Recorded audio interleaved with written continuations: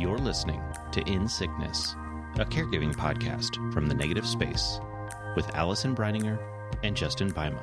Good morning, Allison. Hi, Justin. How are you? Doing well. Summer's still going. Weather's been nice. Life's going smoothly for the most part, and not a lot to report, which love it. Feels really good. Life's going smoothly. Yeah. I love that sentence. Not one I utter very often, but I love it when other people get to utter it. So I'm so happy. Good. It's good. Yeah. Great. Yeah. Love it. What about you? How have things been over there? Yeah. So I'm ready for this summer thing to be over. And I guess, we're almost at Labor Day, so we're getting there. Yep. Because I just feel like summer did me wrong. And it has the last couple of years. Yeah. Both here in Minnesota, we had lots of like air quality issues and heat advisories. So I just heard that like 40 some days this summer where it was like dangerous to go outside. So that was rough. Yeah. But then also I would say of the 12 weeks of summer, I think that 10 of them were in medical crisis for us. And so, beginning of June, first week of June, it was like, oh, new diagnosis. Right. Okay. Then when is the surgery? And then surgery 1, and then unexpected surgery 2 a week later, and then hospitalization, and then a minute of quiet, and then sepsis and ER and hospital. And you know what I mean? Yeah. So I feel like we are coming out of that. Okay. Finally.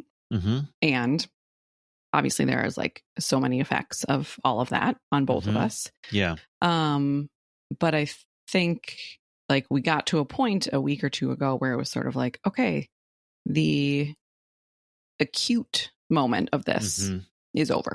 Yeah. And ironically, we were going to do this episode like in the middle of summer where I was like, okay, the acute moment is over. Yeah. Let's talk about this. And then the very moment that we were supposed to be recording, we were at the ER because it was not actually over. But I think that what I want to talk about today is sort of the after the crisis. Yeah. Because I think that is overlooked and, but also like has all kinds of feelings, emotions, physical, all the things. Yep. And because I have gone through this so many times, I have learned some things. And there's still things that are so hard about it. Yeah, for sure. That's what I'd love to talk about today. And I'm glad to say, I mean, I'm really, really grateful that in this moment, I can be saying like, yeah, we are outside of a crisis in this moment. Right. And I hate that for me and for so many of our listeners, it's like a, for now. Right. Yeah. Which I think is part of the issue. It's not like this terrible thing happened. Whoa, that was wild. Let's recover. It's never going to happen again. It's like, no, this is going to happen again. So I think that that's a big component as well. So I'll pause there and say, like, what are your thoughts on this topic or experiences? So I was thinking about this as we were going to be talking about it. And one of the things I kind of realized is we're in a crisis and our nervous system is like on extreme high alert, right? Yep. We are just really, our brains and all of that are really moving. And like that takes a toll on our bodies. Yeah. We feel that in our bodies. And also for caregivers, as a baseline, your nervous system is in a heightened state. Yes. So I think there can be a sense of the emergency or the crisis is over. And you may have to kind of let your body know that it's over. Sure. Because it would be natural for you to come out of like a heightened state like that. Yeah. And to really drop down. Yeah. Because you need to rest. Right. Like that is what your body needs after that time. Yep. But because, yes, the crisis is over, but baseline caregiving is not necessarily restful. Right? Understatement of the year. Yes. It's not necessarily restful. Yeah. So I think you have to be really intentional to do things to be conscious about trying to let your body slow down. Yeah. Yeah. And that can be difficult when you still have a lot of caregiving responsibilities. Yes, exactly. Yeah. Can I hop in? You hop in. Because you're exactly right. And I think that, so like, let's say we're usually at 100. Yep. Right? Yep. Yeah, fair. And then the crisis comes and then we're at 150. Yep. Right? And so a typical person, right, would go to 150 and then come back down. And we're like, so it's a two-part thing, right? Both is that, like you said,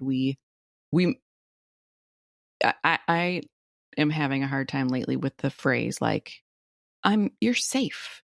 Right? Yeah. Because I'm like, I don't think that we are. Yeah. Right? Because this could happen again right now. Right. And so it's that convincing yourself, like, okay, we are not in that acute moment. This acute moment is over. That doesn't mean the whole picture is rosy and safe, but the acute moment has passed for now. Yeah. That acute moment has passed. And so it is okay to come back down. But like you said, often in the times after, there's still all these other things, right? Right. So like Sean has recovered, he's not in the acute moment, but he is still dealing with the after effects of all the things he just did, right? And so I can't, whereas a quote typical person, maybe they could just be like, whew, I'm just going to crash. Right. We don't really have the luxury of that. Yeah. And I think our nervous systems know that. We know that we can't just be like, okay, turn it off. Great. Because we have gotten caught, right, in those moments. And so, and yet we have to have those moments, right? And so this is where the rub comes in of like, how do we tell ourselves, okay, this acute moment is over. This is a quieter moment. You can rest and you'll be prepared. If another thing happens, right, we know that you'll be ready and we can go back up to 150. You've done it before. Yep. But right now you can come back down. And maybe even if it's just come back down to 100, like that's better than staying at 150. Does that make sense? Yeah. And I think one way potentially to help facilitate that dropping down of your nervous system is in a crisis, often there is a rallying of support potentially, or it feels easier to reach out for support because it's like, okay, there's something specific going on, like this is worse. Yeah. And you just absolutely have less capacity to keep other things going. Right. And there can be a feeling of once the crisis is over, like, okay, now it's back to how it was, it's, doing the stuff, but to let people continue to help post-crisis because you need to rest, you need to recover. You should, you need to do less so that you can heal. The person you're caring for is resting and recovering post-crisis. Like the caregiver needs to do that too. Right. And as you've mentioned, that's often feels impossible because of just our baseline. But if we can let people continue to provide support, don't just cut that off because you're out of the crisis. And maybe you ramp it up to what extent you can with the understanding that you are doing what you need to do for your body to keep going as a human. Yeah. Well, and I want to say, and we can talk to supporters later, but you said like, let people keep helping. Right. And what I want to say is like, supporters are often like, oh, the crisis is over. Yes. Great. Move on. Right. And so it's not like that the supporters are like beating down our door trying to help us. Right. Right. That's valid. Yeah. And so part of it is like continuing to ask for or set up those systems of support. Because what I think in my brain, it's sort of like, okay, well, we're no longer in the hospital. We no longer have the appointments and he doesn't need as much acute care. Therefore, logistically, like my brain is saying, oh, well, then go back to work, do the things, clean up. You know what I mean? Like all of the balls that maybe were dropped when you were in the crisis moment, we'll get back to them. Yeah. And I think that in a lot of ways, I physically feel worse after than during because my body is smart and it's like fills me with adrenaline and helps me get through those really hard moments. But then afterwards, I feel like exhausted and terrible and all of these things. But our brain is saying, well, it's over. So like move on, go back to work, go back to clean up your kitchen, do the things, and it can feel like this disconnect, but it's like that is an extension of the crisis. And we need to treat it as such, both us personally and the supporters, that like, no, this is a part of it and that I need to recover. Yeah.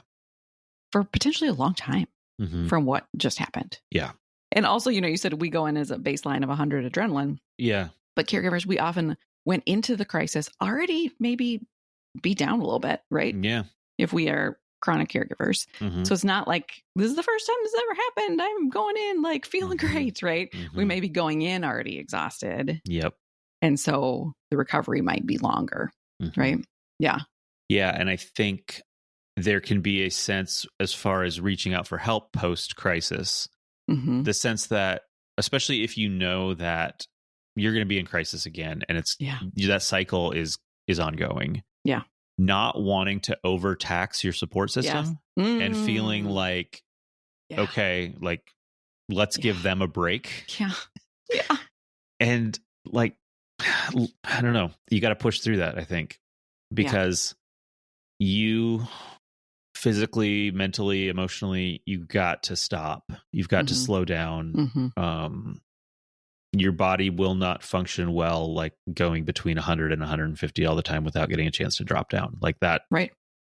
That will catch up to you. And, it's catching up a little bit post-crisis just because you've been going so high in your body. You said you feel terrible. You feel exhausted. You feel the emotions of everything you experience that your brain didn't let you process as it was going on for survival. Yes. You're so focused on the person you're caring for, how they're doing, making the phone calls for them, getting everything set up there, their healing, their recovery. We don't have the space or our brain doesn't even let us have the ability to like reflect on what we're witnessing, what is happening. And so we need space for that too. Right. And again, that can feel confusing because if we don't see it that way, we're like, why am I sad now? Yeah. We're home. He's feeling better.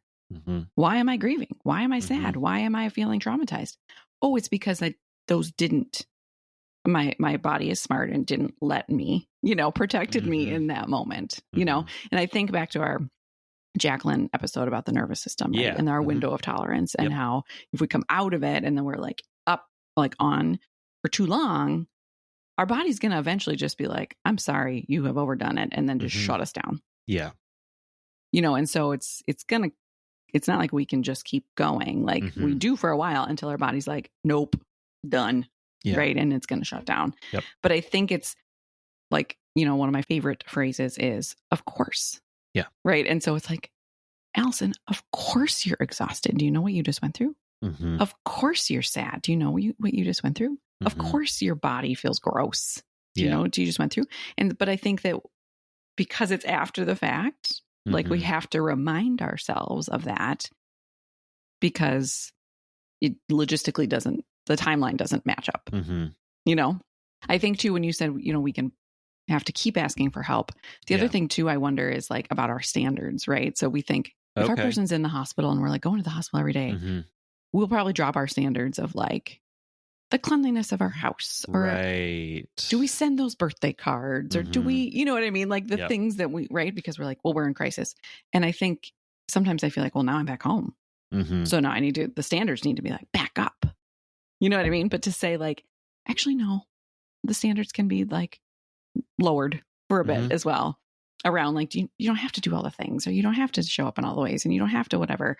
And so even seeing like extending, if we picture a calendar, giving a bubble around the crisis to extend it, not just to the actual days, but to say, okay, this was the crisis and we're going to give this bubble to it afterwards. Does that make sense? Like a buffer after? Yeah. And I think that you could even extend that depending on what it is to a permanent thing. Like look at what things kept going without as much of your attention. The non-caregiving things like, things kept operating at home or whatever it is, like the world kept going. Yeah. Like didn't need your focus, your work, your attention as much on those things. Yeah. And so are there areas where you need to pay less attention? You don't need to pay as much attention. Can you lower standards and things will be fine so that you have less overall on your plate. Sure. Going forward. That could even potentially be the case. So can we like lower the standards essentially? Essentially, yeah. In all ways to just say like, you know what? I don't have to be. That can be okay. Yeah. Right. Yeah. In some of my webinars that I do, we talk about like what needs to stay in the season. Right. So maybe you were like the PTA president and like Garden of the Year and whatever. And like, cool. And this is not that season maybe that you're in. And maybe later you can be the PTA president again. Or maybe you can just be like, I put in my time and now I'm done. But like, we don't have to do all the things. And also just like the second the crisis is over, we don't have to go back to doing those things. Or we could just say like, actually in this whole season, which for some of us is like forever. Right. But like to say like, we don't have to do all those things. And that we are, I too often compare myself to other people who are my age, and I'm like, well, look at what they're doing. And like, yes. And they have not lived the 10 billion lives that I have lived. You know, they did not just spend 10 weeks of their summer in a medical crisis. And so sure, they're running a marathon, but I am running a different kind of marathon, you know?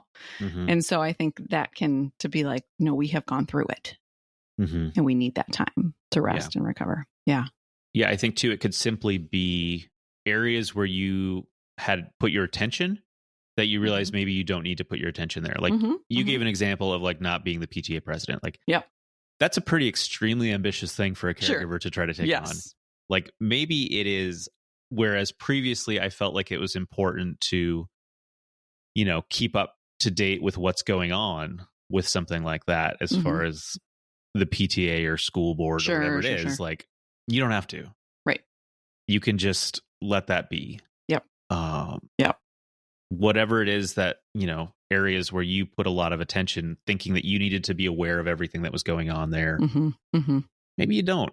Yeah. Or not right now, or not for a while. Right.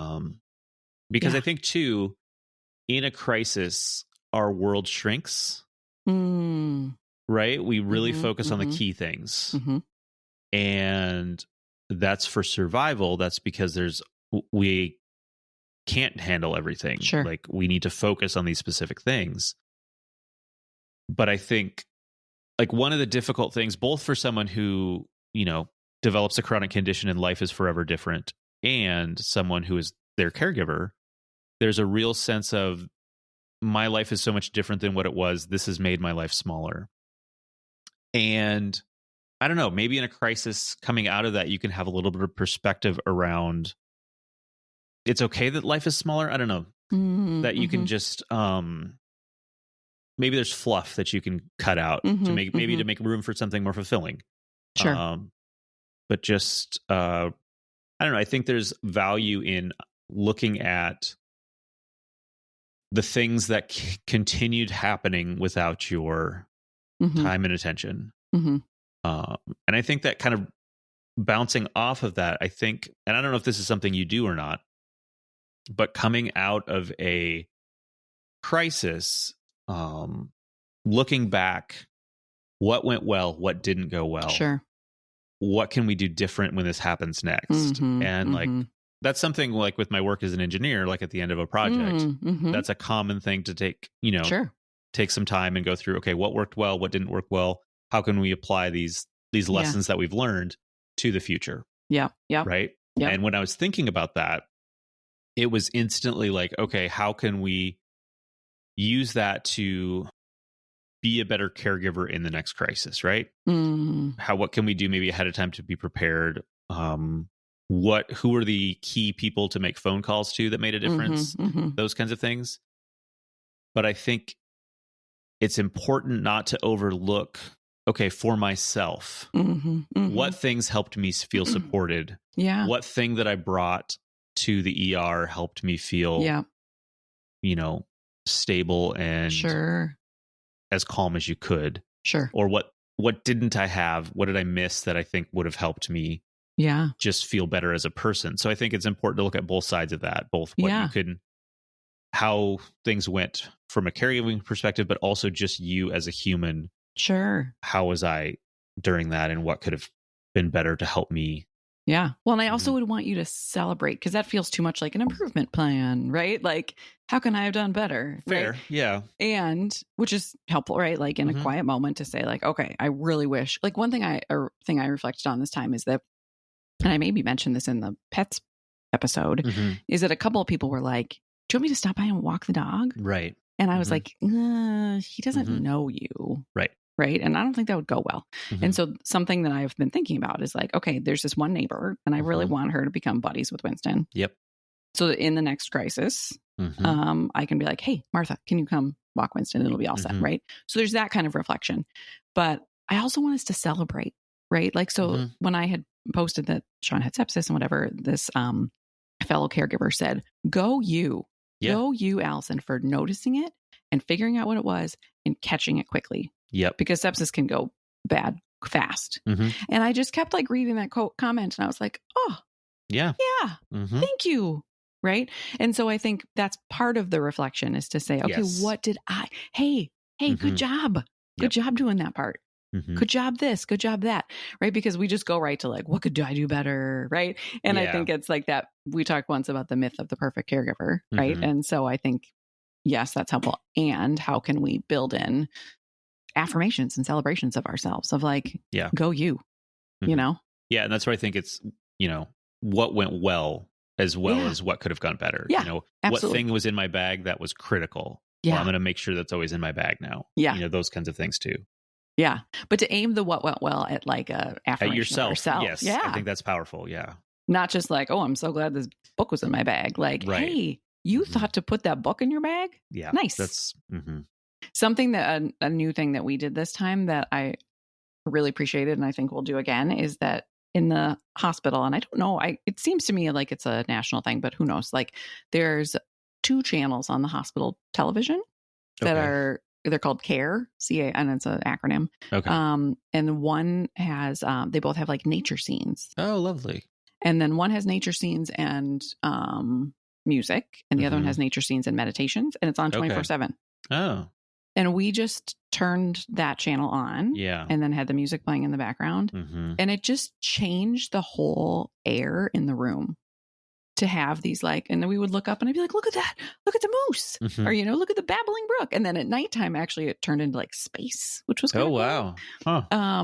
But it just like somebody walked in, a nurse or something, was like, oh, it feels very zen in here.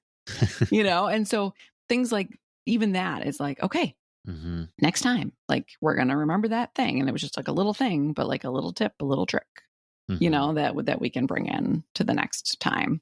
But also I think I want to say that like sometimes the time between crises is long and sometimes it's short, but not to rush, you know what I mean? Like rest first. And then when you're sort of back to yourself, and you're back in your thinking brain to say, okay, let's like take a minute to reflect. And I think when I just said that, like back to yourself, a friend of mine said the other day, well, I hope you can get like back to your baseline. I was like, what even is my baseline? Yeah. But then a couple of days ago, I would talk to her and I was like, I think I'm back. Okay. I think I feel back to my baseline. She's like, we've got to write this date down. And I was like, okay, you got to remind me in the future that I do have a baseline and it is possible to come back to it. Because that's what I'll say is that in the aftermath of this last one, I had moments of like, I am so tired and so done. And I feel like I will never not be tired again. I get a little dramatic, right? But it feels like that. It feels like I will never be back in my basement. I will always be sad, tired, like stressed from this. Like, and also because we know for many of us as chronic caregivers, like it's going to happen again. Right. So it's like, how do I even have the motivation to like recover from this when it's just going to happen again? Yep. And what I really should do, and I haven't, is like, I need to like write myself a letter in these moments to be like I should write the letter today to be like, hey, Allison, 2 weeks ago, 4 weeks ago, whatever it was, you felt like you would never not be tired again. Right. And guess what? It happened. And here's what that looked like. And you have to, like to give yourself the time and the grace and the rest. And I know it's frustrating to rest when you've just gone through this thing, but you'll come out of it, because I get into that moment and I'm like, oh, well, here it is. I'll never be not tired again. Yeah, for sure. And it can feel like that, right? Yeah. No, I think that writing a letter for yourself in that moment to remind yourself in the future that what is possible. Yeah. Because you're right that whatever baseline is in those crises does not feel possible. Mm-hmm. Yeah, it feels like this is it forever. Yeah. A lot of times. And you may come out of the crisis, but you don't know. It could be 12 hours before you're back, or it could be 6 months. And that's right. It's hard to turn the part of your brain that feels like it needs to continually be watching for the next shoe to drop. Right. And I don't know, depending on your caregiving situation, maybe you can't. Right. And that's tough to physically, emotionally, mentally have gone through all that and not be able to fully let yourself recover from that, to have to drop down into a still heightened state. Yeah. Yeah. Mm-hmm. Mm-hmm. And I think, we caregivers are not good at doing things that are good for ourselves. We're not. Yeah. We humans are not. But I think caregivers are especially, like, we're way down on our lists. We're not usually even on our own lists, right?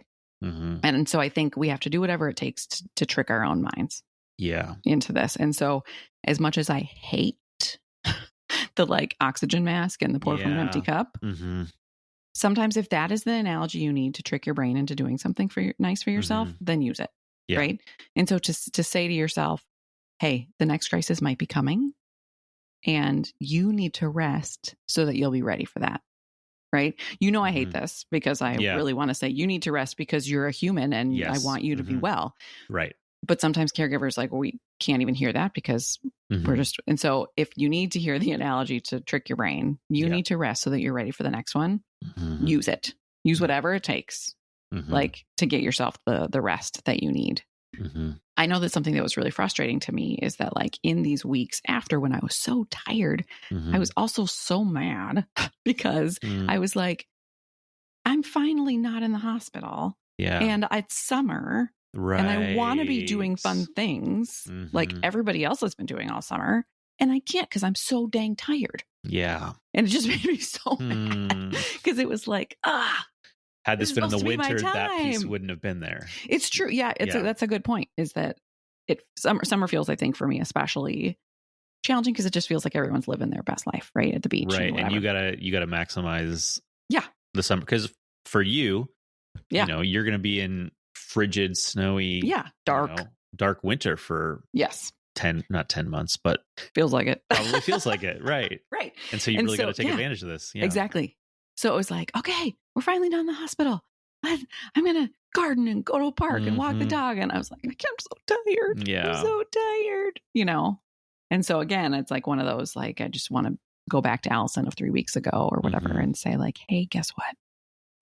If you rest now, you'll eventually be not tired again. Yeah. I don't think I would have believed her, but that's why I need to write the letter today to be it's true. It will happen. Yeah. But I even wonder, kind of expanding on the letter, if you could put together some sort of, I don't know, recovery kit for yourself, knowing what kind of things will help you unwind yourself from all the stress, what things will help you rest. Maybe that's a comfort movie. Maybe that's a certain kind of snack. Maybe it's just a list. You don't have to have a box that you pull out and crack open. That sounds kind of lovely. It does, doesn't it? It does. Yeah, but to learn what helps you through that. Yeah.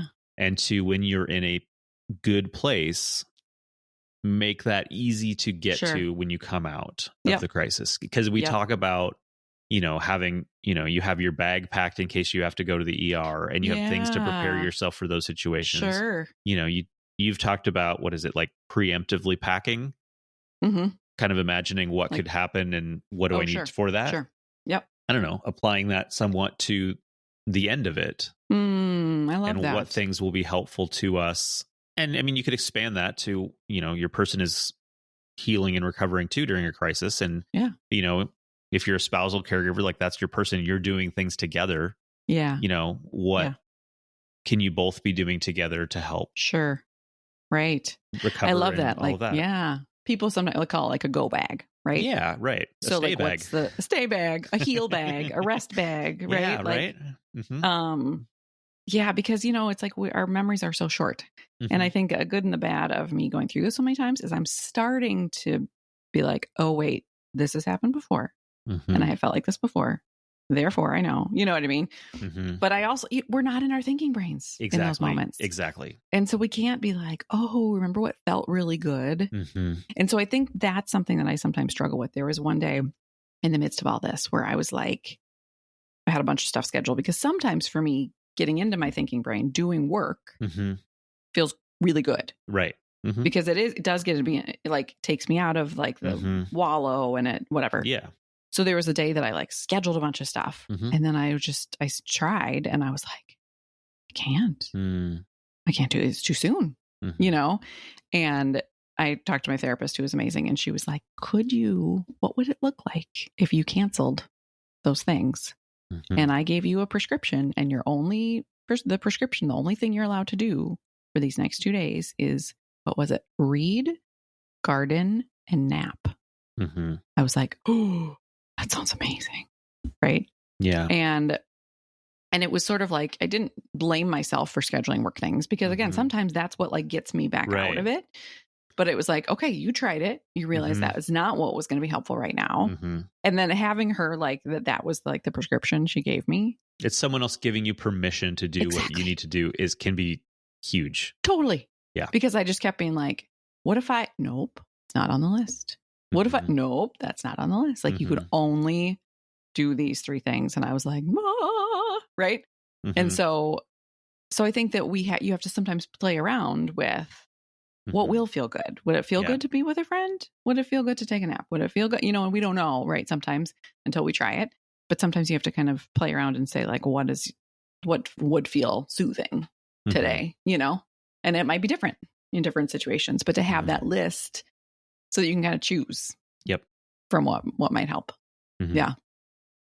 Something else I'm thinking about is, so spousal caregivers, I'm assuming your situation for my situation, like you come out of something like this and there is an understanding between you and your partner that you are both going to need to recover, like, and you kind of doing that together. Like for Sarah and I, we will like make sure our calendar is cleared if something's coming out. If we see something that's going to be really intense for a week. Yep.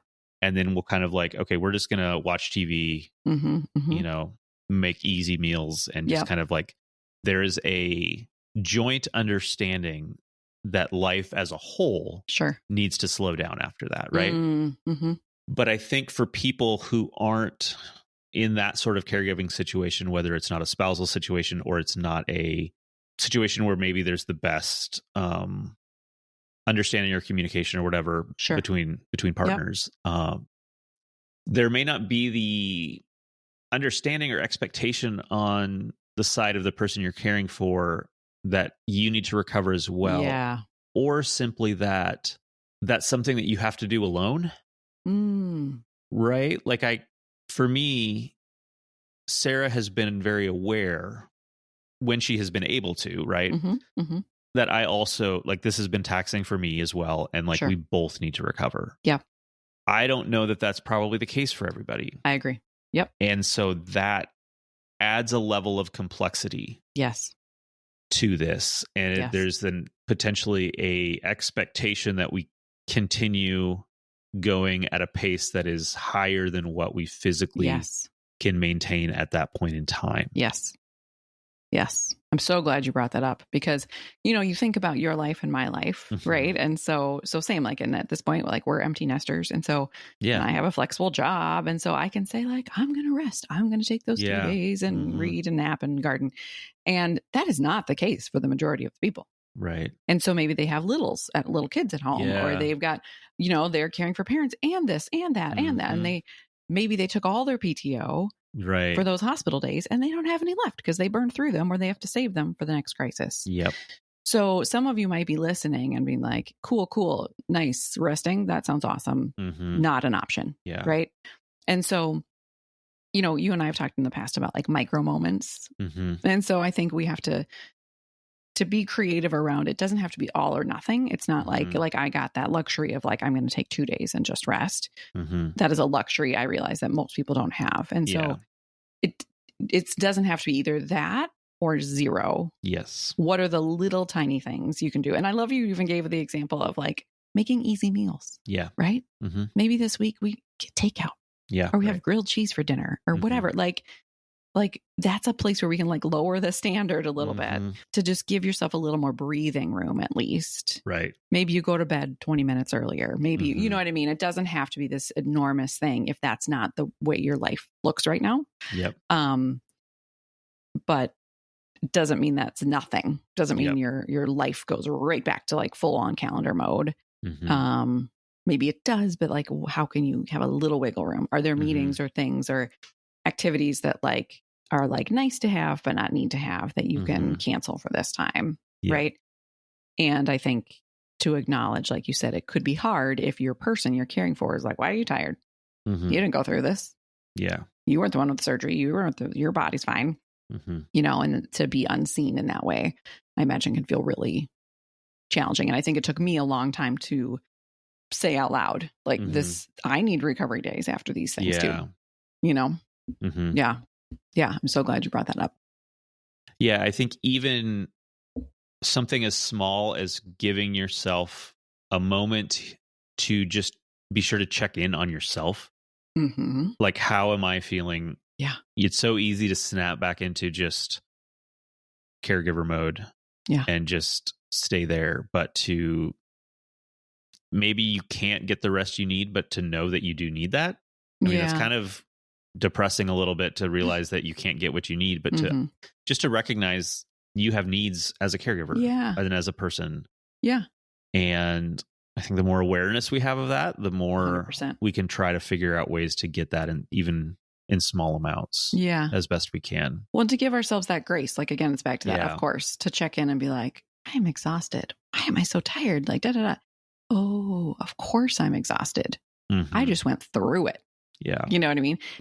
Like you said, doesn't necessarily mean that I can maybe change the way that the rest of my day is going to look. But at least I can say it. For me, at least it always feels good when I'm like, oh, that's why. Yeah. That's why I'm feeling like this. And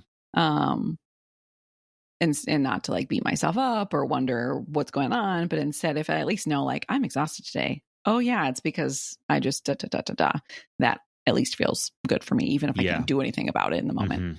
For sure. Yeah. Yeah. Can I share an analogy that I've been using? Absolutely.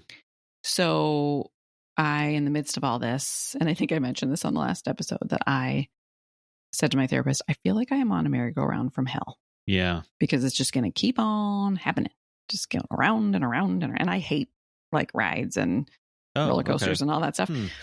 Always have. Okay. So anyway, she was like, yep. And so like, if you sort of picture like the old school playground metal, like not a carousel, the like merry-go-round, right? I know what you're talking about. Yeah. A lot of our younger listeners might not, but it's like very spinny thing, very polished metal base, very slippery with death trap, metal bars that no padding, no soft edges, going really fast and you slide off it. Yeah. A lot of broken bones, I think, have happened in the world from probably, which is why they don't really have them anymore. Yeah, I suppose. So we were talking about, okay, like how do I recover when I know I'm going to get back on that merry-go-round any minute? And so the metaphor, the picture, the thing that I've been sort of picturing is like, okay, that's one component of this park that I live in. But you know what else is in this park? My garden, my backyard garden. Yeah. You know what else is in the park? Winston the dog frolicking around. You know what else is in the park? My cozy bed. Yeah. You know what else is, you know what I mean? And so it is part of the park, but it's not the only thing in the park. Yeah. So that when I am on the spinning thing, I can look out and be like, oh, there's my garden. I'll be in my garden another time. Right. Yeah. And when I'm in the garden, it's still there. Right. And I can look behind me and be like, yep, there's the thing, but I'm not on it right now. And I will be another day, but I'm not right now. Right. And I think the thing that's been helping me is related to this topic is, especially because I don't like rides, when you get off that merry-go-round, you know how you feel? You're like wobbly legged and dizzy and nauseous, right? And you're like, you can't focus on something visually. Like it's just, everything's still kind of moving. Yeah. And so I love that analogy because it's sort of like, picturing me wobbly kneed, like wandering around my park. So I'm not, even when I'm not on the spinning thing, if I just got off of it, of course I feel like terrible. Right. Yeah. So it's not just like, I'm off of it, off I go. Right. It takes me a while to get my sea legs back or whatever, land legs. I don't know. You know what I mean? Yeah. And so, but in the meantime, I can wobble over to my garden. I'm going to wobble over to Winston. Right. And so it helped me realize, because in the middle of it, it felt like my whole life was this merry-go-round. And it helped me realize it is a part of my life that I am on, or I will go back to, but it's only one part. Right. And that there's lots of lovely things as well. Yeah. So that's been super helpful to me. Yeah. And then when other lovely things happen or lovely people, I sort of add them to the park. Oh, there's a park bench with so-and-so sitting on it, you know, oh, here's an ice cream truck, you know, or whatever. And so, so I can keep building to it too, to sort of notice those lovely things. And that those are also a part of my life. Yeah. That reminds me of something for me. So when I am going through that exhausted, needing to recover state, whether it's because of, you know, in the past, something that happened with Sarah where we were in a health crisis there, or I've been through a, you know, from a mental health perspective, a rough patch or something like that, there is a sense that, you know, I'll use birding as the example. Yeah. Like, I know that is good for me to get out and do that. Like, that's good for my mental health. I enjoy it. But coming out of these times, sometimes you're so exhausted, like you just don't want to. You don't have the energy, right? And sometimes you can be hard on yourself. Like, why aren't you doing this thing that you know will help you? Or feel like you're missing out on that thing that brings you joy. And that's an area to cut yourself some slack. Yeah. Yeah, you like doing that. Yeah, it's good for you. But right now you're tired. Yeah. And that's okay. It's okay to not do that right now. Yeah. So like, you know, maybe you have your garden and you can look out at it through the window, or you can just kind of walk and stand there. But I mean, you don't have the energy to weed or to harvest the plants or get your hands in the dirt. Right. That's okay. Yeah. Yeah, for sure. Because I think, again, it's that balance of like I said about work, right? You can try it. Yep. And maybe you go out and you dig a little and then you're like, nope, this is not. Because maybe some days that does, like, that's the thing that gets you out. But it might not. And so that's why it's nice to have that list of different things that might support you in that moment. Exactly. Yeah, for sure. Yeah. Are we ready to move to supporters? Yeah, let's talk about supporters. Yeah. Yeah. So I think initially, I mean, we alluded to this early on in this conversation, is continue support post-crisis. Yes. And maybe that is a continual level of support through crises and in the spaces in between. But to recognize, I think we all clearly understand that a person who goes through a health crisis, like their physical body needs to heal. Yeah. Or like, you know, you break your leg, that needs to physically heal. You have surgery. There are things that physically need to heal in your body. There's a list of things you can't do for a period of time until your body is ready to do that again. Start to see that in the caregiver as well. They may not have physically had as much going on, but as far as mental, emotional, like nervous system wise, like this has been an extremely taxing time for them. Yep. And, you know, maybe it's, you know, and it can be the two where you haven't really heard from them because they're in that so much. Sure. They haven't been able to keep you updated or to talk. And so making sure to check in on them as things are winding down, as they're coming out of the crisis, to continue supporting through that and offering things. Offering specific things is something that we talk about a lot. Yep. And I think that's important here too, because they're mentally exhausted. Yeah. Yeah. Right? Right. Yeah. Like you can't. Yeah. I'm exhausted. I don't know what I need right now. Right. Right. I don't know what's going to be helpful. I don't want to try to figure out, match your skill set with what I need. Sure. Sure. Right. Yep. Yep. Like as a supporter, you know what you're good at, you know what you can offer, and offer those things. Yep. So just stay around. Yeah. I think is really important as a first thing. Yeah. Totally. Because, you know, I think, you know, when I'm thinking about like hospitalization than post-hospitalization scenario, we think about that like in so many ways after is when the caregiver needs more help. Like if we're in the hospital and we're spending all of our time and our days there, I don't need a casserole. I'm not home. Right. Yeah. Right. And so it's afterwards when we're home that we need things like the dinner and you know what I mean? And all of those pieces. And because also that's when I'm maybe busy with like helping them with recovery and all of those. And so yes, to see that it's not like, whew, they're home from the hospital, but instead to be like, oh, they're home from the hospital. And now, the caregiver's plate is even more full, or now they're in this recovery. I love what you said about like, if you have a broken leg, like stay off your leg for the next 6 weeks or whatever. And like, how can we sort of apply that, language to something like this? Like I've built in, I know now, like if Sean has Mo's, that the next day has got to be clear.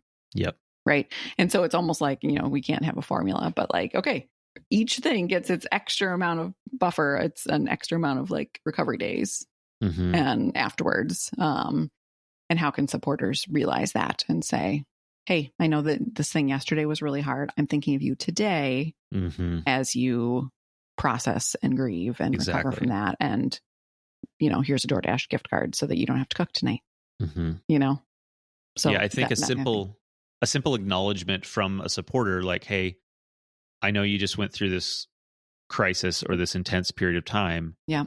I know that you need time to recover as well. Yeah. And just to acknowledge that you see that, because maybe they don't yet. But to have that awareness and to reinforce that they need recovery as well. Yeah. And then to do what you can to facilitate that. For sure.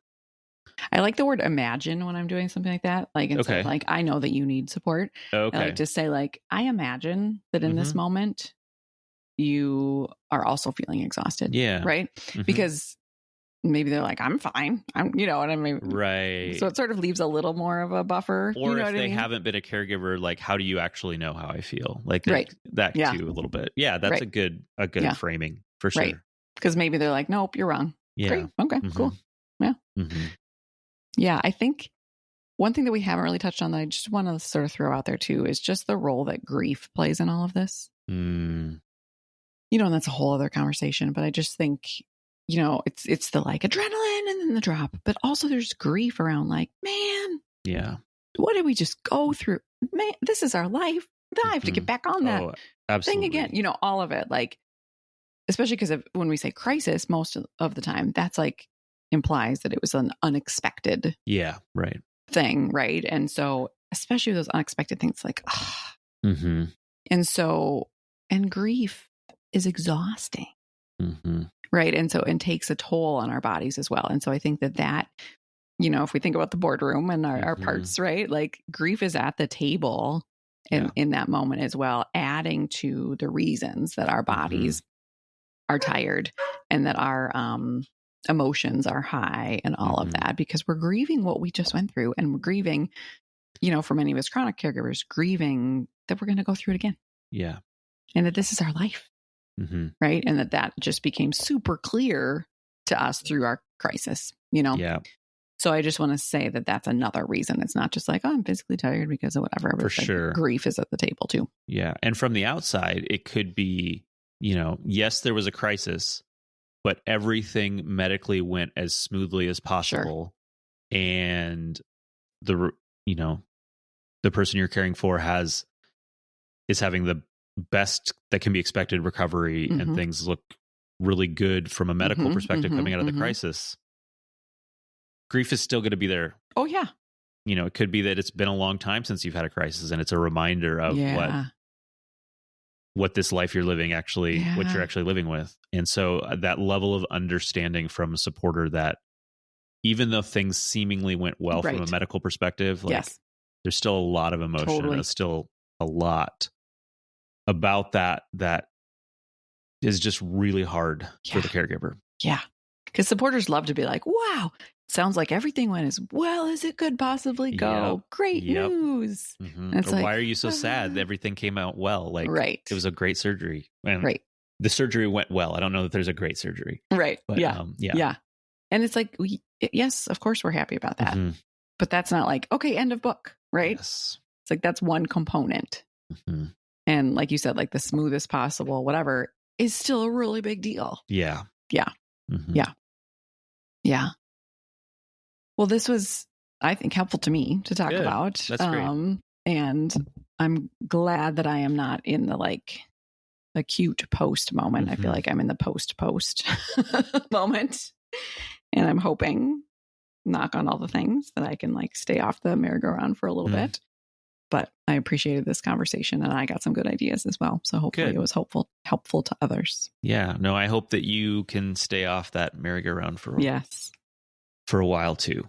Thank you. Have a good fall.